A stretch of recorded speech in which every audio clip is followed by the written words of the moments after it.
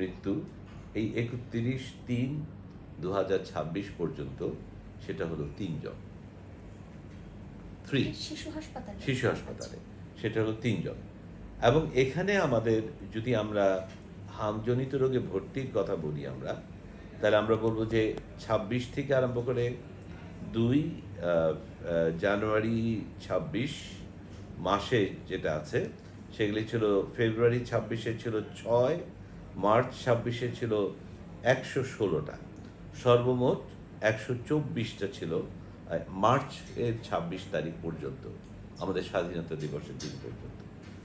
আমাদের প্রবলেমটা হলো, আমরা একসময় চিন্তা করতাম যে হাম কেবলমাত্র 6 মাসের উপরে, বা আমরা কিছুদিন আগে চিন্তা করেছি যে 6 মাসের ওপর পর্যন্ত বাচ্চাদেরই হাম হয়। 9 মাসের ওপরে বাচ্চাদের হামের টিকা আমরা দিতাম, কারণ আমাদের আশা ভরসা ছিল যে 9 মাসের ওপর থেকেই আমরা হাম বেশি পাব। কিন্তু এখন আমরা যেটা দেখছি সেটা হলো যে আমরা দেখছি যে অনেক ছোট ছোট বাচ্চাদেরও হাম হচ্ছে, এবং তার মধ্যে যেটা হচ্ছে যে সেটা হলো যে 6 মাসের নিচের বাচ্চাদেরও হাম হচ্ছে, যেটা আগে আমরা এক্সপেক্ট করিনি, এবং 6 মাসের উপরের বাচ্চাদেরও তো হাম হচ্ছেই। তো তার জন্য আমাদের টিকার স্কেডিউলটা কিন্তু আমাদের 9 মাসের পর থেকে। আপনি এটার কারণও জানতে চাইতে পারেন, কেন আমরা 9 মাসের উপরে কেন টিকা দিতাম। এটার কারণ, আমরা টিকাগুলোকে কিন্তু আমরা চেয়ে চেয়ে নিয়ে আসতাম। আমরা গাভি যেটা ছিল, গ্লোবাল অ্যালায়েন্স ফর ভ্যাকসিনেশন, যেটা তাদের কাছ থেকে আমরা চেয়ে চেয়ে, ডব্লিউএইচওর কাছ থেকে চেয়ে চেয়ে আমরা টিকা নিয়ে আসতাম এবং তারপরে দিতাম। এবং আপনি জানেন যে বাংলাদেশ কিন্তু এমন একটি দেশ যেখানে the success of EPI, expanded programme of on immunization, যেটা ইপিআই এর কিন্তু সাকসেস সবচেয়ে ভালো বাংলাদেশে, এবং এই কারণে বাংলাদেশ কিন্তু সুনাম অর্জন করেছে। কিন্তু আমরা এই টিকাগুলোকে আমরা চেয়ে চেয়ে ভিক্ষা করে নিয়ে আসতাম, এবং এই কারণে যেটা হয়েছে যে আমরা 9 মাসের উপর থেকে আমরা টিকা করেছি, যে 9 মাসের নিচে যদি আমরা টিকা আবার করতে যাই তাহলে আমাদের আরও টিকা লাগবে। টিকার পরিমাণ তো অনেক বেশি না। আপনি জানেন যে কিছুদিন আগে আমাদের টিকার পরিমাণ কমে গিয়েছিল, গত যে অন্তর্বর্তীকালীন সরকারের সময় আর কি, যে কারণে আমরা অনেক টিকা মিস করেছি, অনেকে টিকা সেন্টারে গিয়ে টিকা পায়নি। তো এটা হলো কারণ যে আমরা যার জন্য সবাইকে আমরা টিকা দিতে পারিনি। এটা ইম্পর্টেন্ট জিনিস। আর আরেকটা ইম্পর্টেন্ট জিনিস হলো যে আপনি একটা প্রশ্ন করেছেন আমাকে, প্রশ্নটা হলো যে হঠাৎ করে কেন এই হাম এসে হাজির হলো। তা আবার প্রশ্ন হলো, হঠাৎ করে কেন কোভিড-19 এসে হাজির হলো, তাই না? এইটাও তো একটা প্রশ্ন থাকতে পারে। এই প্রশ্নের উত্তর তো আমরা দিতে পারিনি, কারণ আমাদের পৃথিবীতে এখন সবচেয়ে ভয়ানক এবং মারাত্মক যারা আমাদের শত্রু, তারা হলো এই virus, bacteria, parasites and fungi, মানে অর্থাৎ রোগ জীবাণু। আমাদের মারাত্মক শত্রু কিন্তু এখন যুদ্ধ বিগ্রহ চাইতেও বেশি এরা, কারণ এক নিমেষেই কিন্তু এত কোটি কোটি লোক, যেটা ইনফ্লুয়েঞ্জা ভাইরাস একসময় আমাদের মেরে ফেলেছিল, তারপর করোনা ভাইরাস আমাদের এতগুলি মৃত্যুর জন্য দায়ী হলো, তেমনি কিন্তু যে কোনো ভাইরাসই কিন্তু আমাদের মারাত্মক হতে পারে। এবার যেহেতু আমরা চিন্তা করছি, হাম নিয়ে কিন্তু আমাদের খুব মাথা ব্যথা ছিল না। হাম উঠে, কেউ বলে এটাকে মাসি পিসি, কেউ বলে ফেরা, হ্যাঁ, কেউ বলে নুনতি, এই ধরনের জিনিস বলে কিন্তু কেউ কেউ এই হামকে কিন্তু ইগনোর করেছি। আমরা কি হামকে কিন্তু পাত্তাই দিইনি যে হাম থেকে কিছু একটা হতে পারে। কিন্তু হাম থেকে কিন্তু আমাদের রোগ প্রতিরোধ শক্তি অনেক কমে যায়, বিশেষ করে শিশুদের প্রত্যেকটা অর্গান কি, প্রত্যেকটা অর্গান হলো আপনার খুবই অপরিপক্ক। বড়দের অর্গানগুলি যেমন পরিপক্ক থাকে, বড়দের অর্গানগুলি যেমন, অর্গান মানে কি, হার্ট, লাং, লিভার, ব্রেইন, এসব জিনিসগুলি আমাদের ভাইটাল অর্গানস। তো এই অর্গানগুলো বড়দেরগুলি যুদ্ধ করতে পারে বেঁচে থাকার জন্য, কিন্তু ছোটদের এগুলি যুদ্ধ করার উপযোগী হওয়ার জন্য ম্যাচিউর হতে হয়, পরিপক্ক হতে হয়। কিন্তু শিশুরা এর মধ্যে যদি আবার রোগ প্রতিরোধ শক্তি যদি কমে যায়, তেমনি রোগ প্রতিরোধ শক্তির ক্ষমতাও কিন্তু শিশুদের এবং বৃদ্ধদের উভয়েরই কিন্তু রোগ প্রতিরোধ শক্তি কম। যখনই রোগ প্রতিরোধ শক্তি কমে যায়, তখন even if you are vaccinated, তখনও কিন্তু আপনার সেই রোগটা আবার হতে পারে, কারণ আপনার রোগ প্রতিরোধ শক্তিগুলি কমে যাচ্ছে। এটা হলো কারণ। একটা প্রশ্ন করি, হ্যাঁ, এখন আসলে এই ফ্লোটাকে আসলে মোকাবেলার জন্য কি ধরনের অ্যাডভান্স পদক্ষেপে যাচ্ছেন আপনারা? আচ্ছা, আমি সেটাই বলছি। আমি জাস্ট এটাকে একটু না করে দিই। হ্যালো, হ্যাঁ রবি, আমি একটা ইন্টারভিউতে আছি।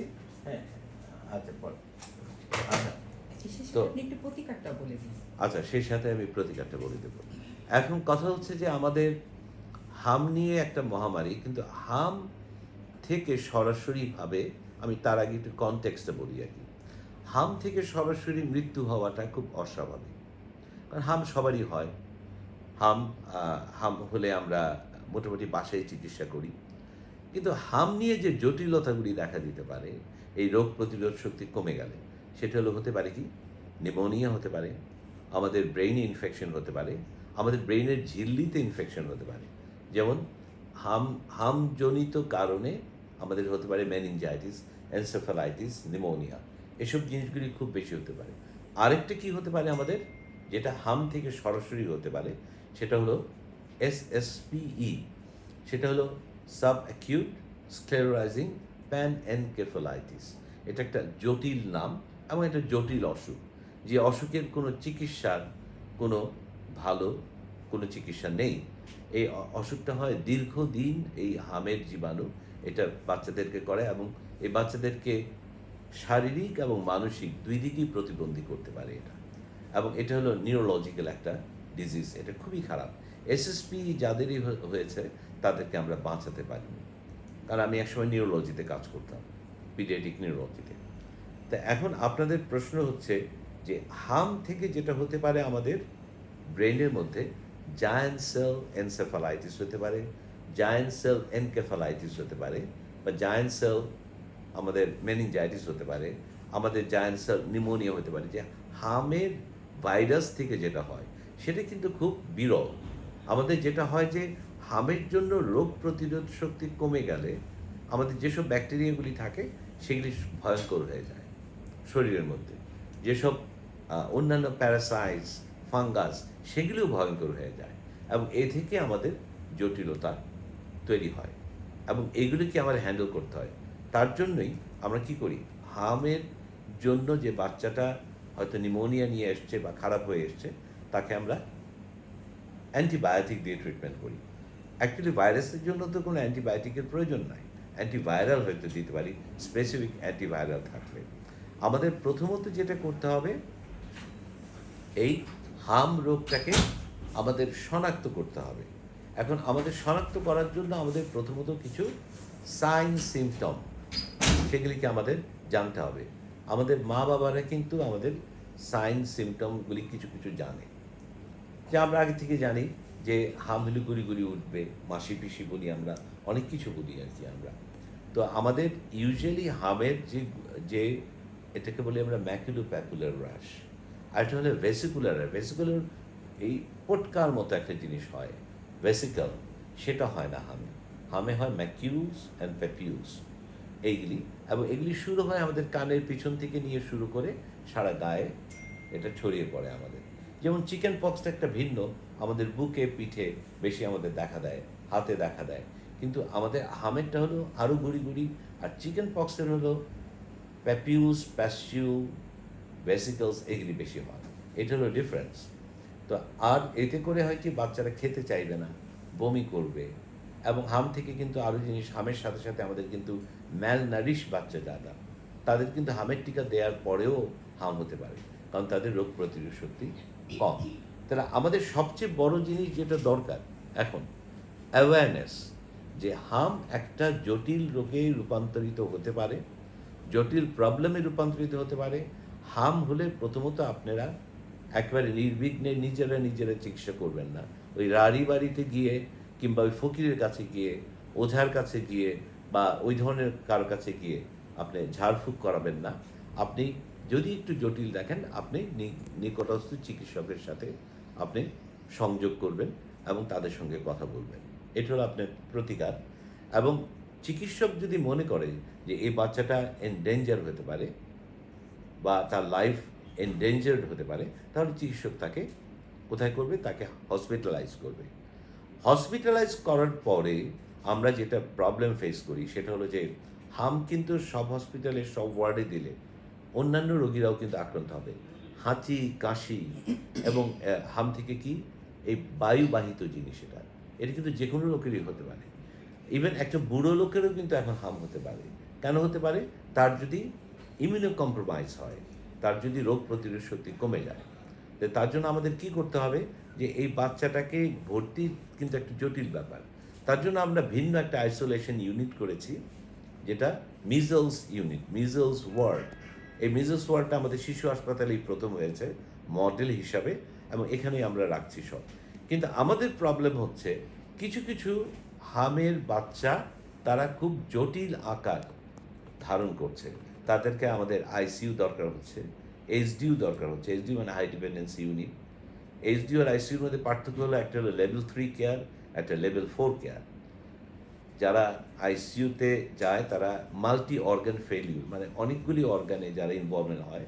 আর যারা এইচডিইউতে থাকে, আমি এইচডিইউর হেড এখানকার, সুতরাং এইচডিইউতে একটা অর্গান যারা ইনভলভ হয়। এখন আমরা যেটা করব সেটা হলো যে এই বাচ্চাদেরকে কিন্তু আমরা আইসিইউতে নিতে পারবো না। আইসিইউতে আরও রোগ প্রতিরোধহীন কিংবা ইমিউনোলজিক্যালি ডেফিসিট আরও বাচ্চা আছে, তারা কিন্তু এই হাম থেকে আবার তাদের হাম হবে। তো সুতরাং আমাদের একটা আওয়ার হ্যান্ডস আর টাইট। তাহলে আমরা কি করব?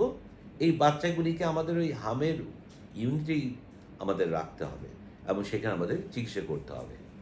এবং সবচেয়ে বড় কথা হলো যে এই যে প্রসেস, যে মায়ের বাসা থেকে আরম্ভ করে চিকিৎসকের কাছে যাওয়া এবং তারপরে হাসপাতালে আসা এবং আইসিইউ চিকিৎসাতে আমরা আইসিইউ চিকিৎসাটা হামের যে ইউনিট কিংবা ওয়ার্ডের ভেতরেই করার জন্য আমাদের কিছু যন্ত্রপাতি দরকার।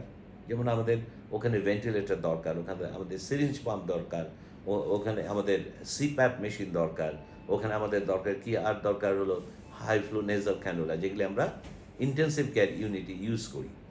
এগুলিকে আরও বেশি এক্সপ্লেন করতে গেলে অনেক সময় ব্যয় হবে। সেই যন্ত্রপাতিগুলি কিন্তু আমাদের দরকার, সেগুলো কিন্তু আমাদের এই হাসপাতালে নেই, সব নেই। আমাদের আছে অনেক, কিন্তু সেটা আমাদের অপ্রতুল। এবং আমাদের আরও অপ্রতুল কি এই হাসপাতালে, যে আমাদের লোকবল। এবং আপনি আর এসে হয়তো আপনারা আমাদের এগেনস্টে কমপ্লেন করবেন যে ডাক্তার ঠিকমতো সার্ভিস দিচ্ছে না। একটা ডাক্তার 4টা ওয়ার্ড দেখছে রাত্রে, সে আবার হামের ইউনিটে, যেমন আমরা ইমার্জেন্সি থেকে ধার করে একজন ডাক্তার রেজিস্টার হামের ইউনিটে নিয়েছি, এবং তাকে আমরা আবার কী দেব? অন্য রোগীও তো আছে আমাদের এই হাসপাতালে। এবং আমরা তো এটা basically this is not a government, pure government hospital. এটা হলো একটা অটোনমাস বডি, এবং সরকারের কাছ থেকে আমরা যে অনুদানটা পাই সেটা যত সামান্য। এবং আমাদের এতে করে লোকবল বাড়ানো, এখন আমাদের যে পরিমাণ ডাক্তার আছে তার চেয়ে ডাবল ডাক্তার দরকার। যে পরিমাণ, যে নাম্বার অফ সংখ্যার, পরিমাণটা আমি ভুল শব্দ বললাম, যে সংখ্যার ডাক্তার আছে বা যে সংখ্যার নার্স আছে তার ডাবল ট্রিপল আমাদের দরকার। তো সেটা তো আমাদের নেই। আমাদের যে যে এই শিশু হাসপাতালের মতো জায়গায় একটা সিটি স্ক্যান মেশিন নেই, অথচ এটা সারা বাংলাদেশের সবচাইতে বৃহৎ হাসপাতাল, এবং এটার মধ্যে 685 বেডস আছে, এবং আমরা প্রায় 700তে উন্নীত করতে পারি। এবং এখানে সবগুলি ডিপার্টমেন্ট আছে। বাংলাদেশের যত পিডিয়াট্রিক্সের FCPS, MD, DCH post graduation করা এই হাসপাতালে আছে। এই হাসপাতালে একটা ইনস্টিটিউট আছে যেখানে আমরা ট্রেন করি সবচেয়ে ভালো। এবং আপনি দেখবেন যে এই আমাদের বাংলাদেশ শিশু হাসপাতাল ও ইনস্টিটিউট থেকে যে ডাক্তারগুলো পাশ করে বের হয় বা ট্রেনিং করে বের হয়, তারা যে কোনো জায়গায় যে কোনো জটিল রোগের চিকিৎসা করতে পারে। আপনি তাদেরকে এই বড় বড় কর্পোরেট হাসপাতালের ডাক্তারদের সাথেও তুলনা করতে পারবেন না। তাদেরকে আপনি অনেক বড় বড় পয়সা দিয়ে, বেশি বেশি পয়সা দিয়ে হয়তো দেখাতে পারবেন, কিন্তু আমাদের একজন মেডিকেল অফিসার যে চিকিৎসাটা আপনাকে করবে সেই চিকিৎসা কিন্তু আপনি তাদের কাছ থেকে পাবেন না। And I can guarantee you that thing. Sorry, আমি একটু ইন্টারাপ্ট করি। সেটা হচ্ছে প্রাথমিক প্রতিকার কি? একজন মা, সে চাচ্ছে না তার বাচ্চার এই অসুখটা হোক, সেক্ষেত্রে তার কী কী করণীয় আছে? তার প্রথমত যেটা করতে হবে সেই